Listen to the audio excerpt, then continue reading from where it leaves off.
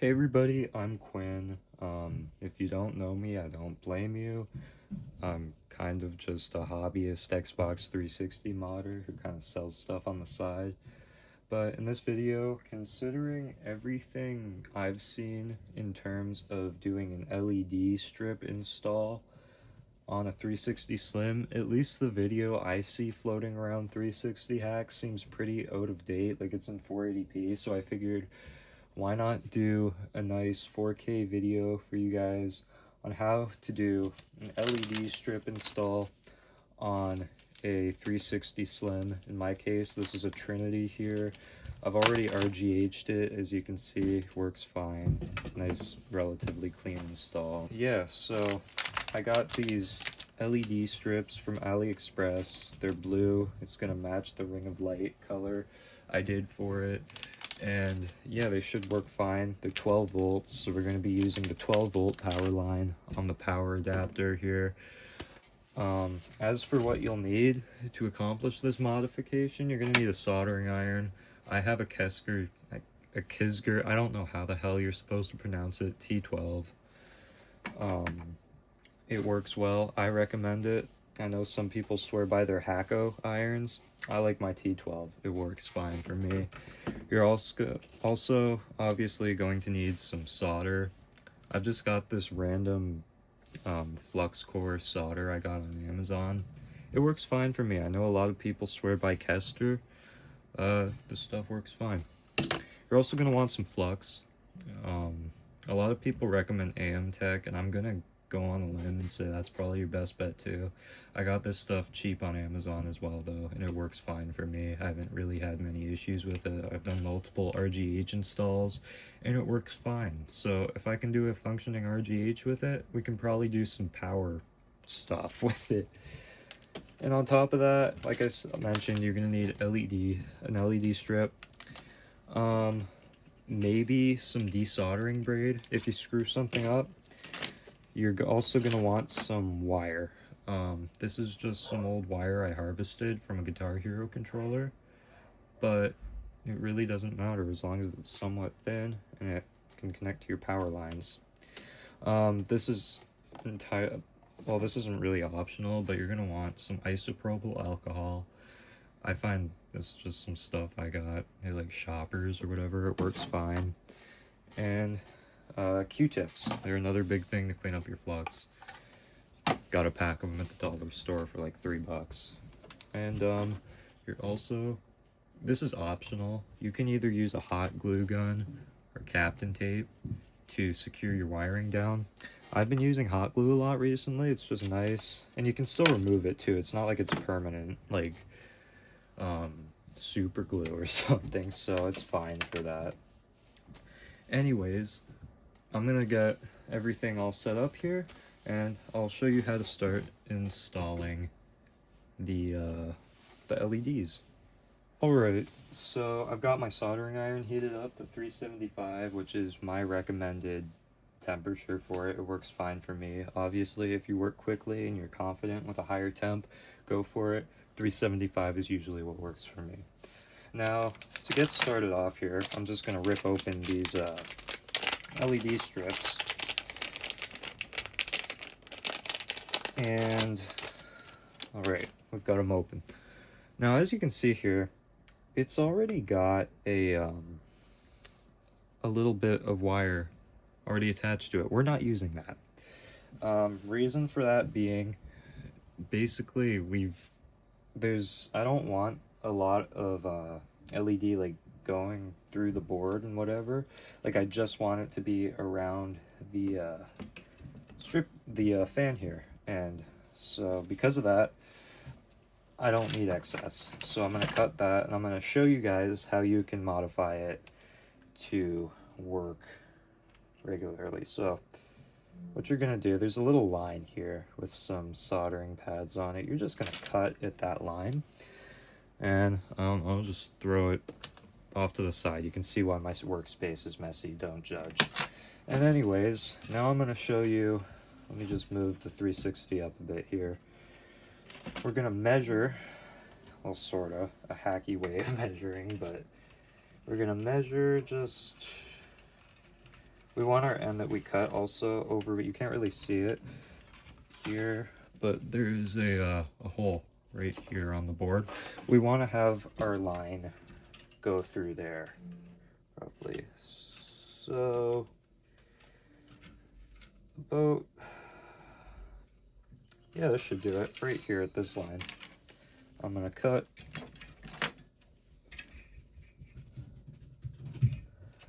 And if you get like 2 meters like I did, this should allow you to do multiple consoles. Okay, so what we're gonna do is first we are going to give our pads here a bit of flux.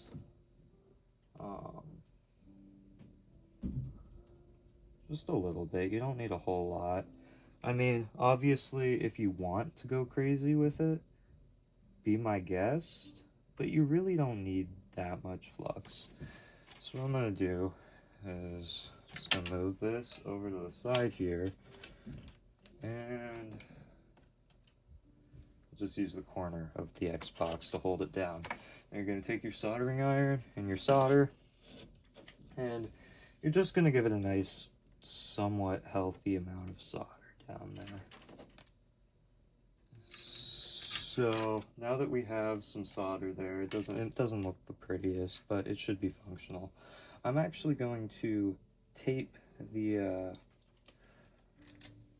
the strip to my mat here so that it doesn't go all flying around and everything. This is something that works for me, and it just generally kind of helps with this this whole process. So that works. And now what you're gonna do is you're gonna want to find a way to strip your wire.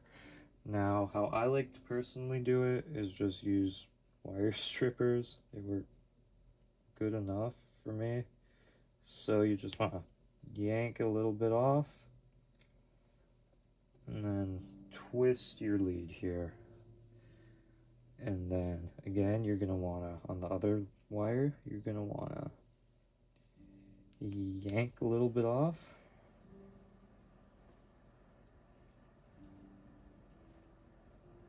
And twist your lead.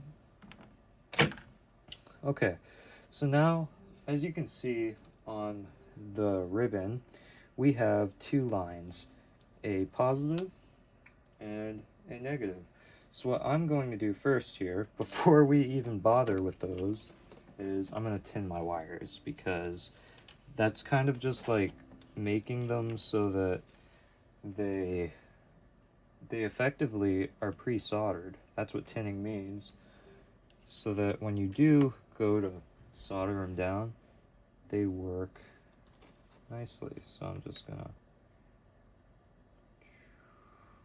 there we go. Ideally you want to use flux for this, but I'm just being lazy and not. But I'll let you guys be the judge of whether you need to.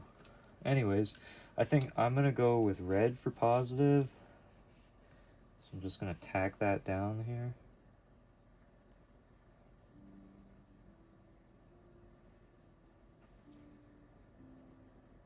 Now again, it may not look pretty.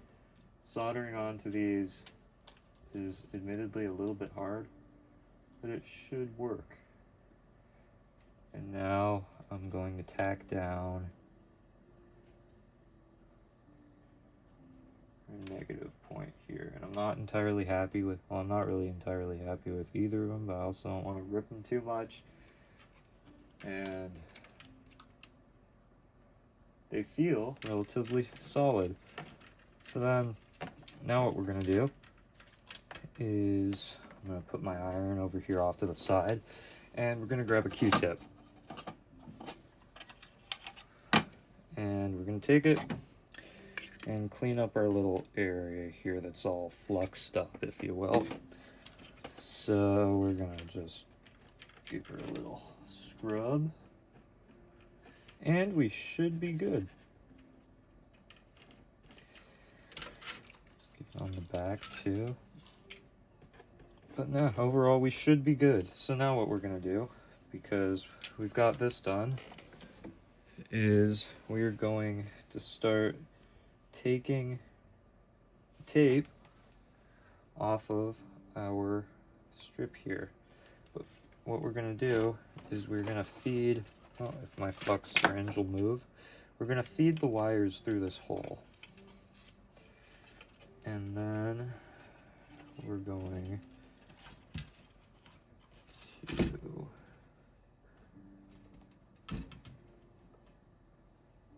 I'm going to start putting this here. And bringing it around somewhat evenly, if you can. And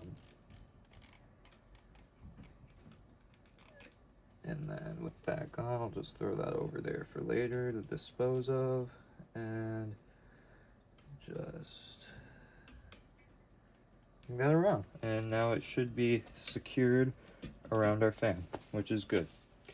So now, with that on there, we can flip it over to the bottom of the board, and I'm going to switch back to the microscope. Okay, so now you can see here we've got our wires, and these here, where's my iron? These here are the 2 points we mainly want to focus on. This one here, 11, is a ground, and the one next to it is our 12 volt positive. So what we're going to do is we're going to get our trusty flux. Mine's got hot glue on it, dripping from the gun. And just lay a decent, generous amount of flux down here, especially for the ground point. Ground points are always a little bit hard to get solder onto just because of the nature of them. It's literally the entire board you're heating up, or at least that area.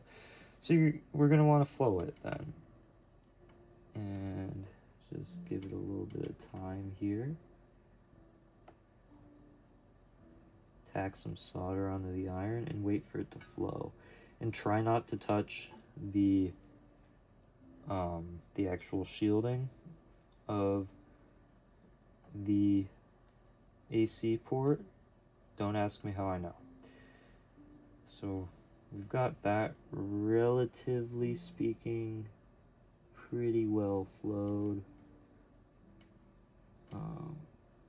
Yeah, it should be fine.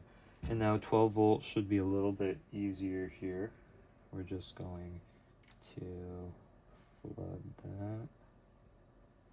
And see, that was easy. So I'm just going to clean off my iron here. And now we can again strip our wires. So I'm just going to strip the red one first.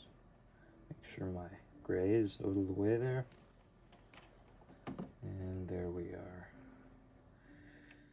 And that leads a little bit too long for my liking. So I'm just going to take my cutters here and snip it a little bit shorter, if possible. There we go. Okay, so that's one. And now we just got to do the other.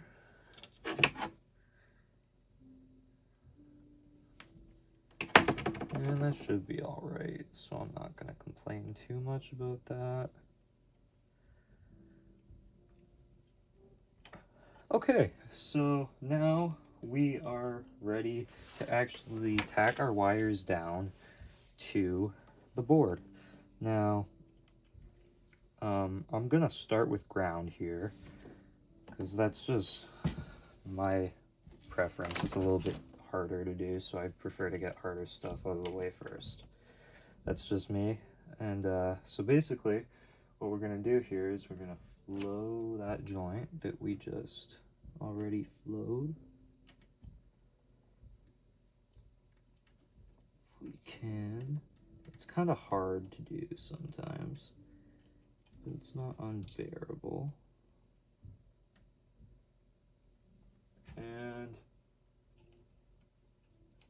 I'm not entirely happy with that. There we go. That's a little better. It's not perfect or anything, but it doesn't need to be. This is power we're dealing with. It's not like some high frequency RGH lines. It doesn't need to be pretty. It just needs to be functional. And I just noticed there's a little bit of wire that did not get in there. So now it's good. So now we can take our red wire here, the easy one, and just flow our 12-volt line. And look at that. 2 solid joints that pass the tug test. That's what you're looking for. And now we can just clean up our flux a little bit here.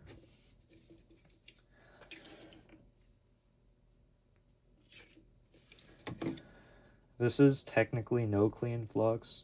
However, personally, I prefer to clean it because it still makes the board sticky and whatnot. So again, it's up to your own discretion with this. I'm not forcing you to do anything. These are just my practices, technically, except for some of the soldering you may have seen earlier on the LED strips, but that was just a happy accident. Now for this next part, like I said, this is completely optional. You really don't need to do this. I like to do it just because it helps me fall asleep at night. I like knowing my wires are secure. What we're going to do is I'm just going to make a little bit of room and tack down some hot glue here. Don't follow Ben Heck's advice necessarily. In this case, the bigger the blob is not the better the job, because you still need to be able to fit the Xbox into the case. Now, generally, as long as it's not above the X clamp, you're good, but you still have to somewhat account for space, but this size should be, relatively speaking, fine. And I'm also just going to add another little blob over here. And one. And I'll just hold that down. And I'm going to add one more closer to the hole, just to make sure everything stays neat and tidy. Again, if you don't want to use hot glue or you don't have a hot glue gun, Captain Tape also works beautifully for this. But in my preference for my installs on everything pretty much is hot glue at this point. And you can also just pull the little strands away from it. Okay, and I'm just gonna add a little bit more over here. And we should be all set in terms of our hot glue points. I get points, I guess. I'm saying this like it's an RGH or other kind of install. But anyways, now theoretically we should be able to test our Xbox and make sure the lights and everything turn on. So I'll get back to you actually with the console all plugged in and set up, and we'll see if we can use the fruits of our labor for lights looking cool. Alright, so now we're at the TV. I've got my other console here, and we are ready to test our freshly installed LED strip on our Xbox. Again, it doesn't, in this case, it's not like an RGH. It doesn't have to be the prettiest job, but then again, take pride in your work. That's all I'm gonna say. Leave it at that. But this is one of the more easy things you can do with soldering in your Xbox. There's no surface mount really soldering other than to the pads on the LEDs. And yeah, but anyways, let's get this thing all powered up so you can see how this actually worked. Now I prefer to just short my LEDs, or my pins there, and you can see here we have got an Xbox with completely blue LEDs other than the center green one there. I left stock, but the whole purpose of this video, getting the blue LED strip working on our Xbox, and it works fine. If you for some reason found this tutorial useful, please consider liking and subscribing. I know it was a pretty shitty done tutorial, but hey, if it's better than the old 480p one on YouTube, just give me a comment in the comment section, give me a like. Hell, if you want to subscribe. I'm not forcing you to do anything. Free will, baby. Okay, I've been Quinn. This is an Xbox with LEDs, and I'm out. Peace.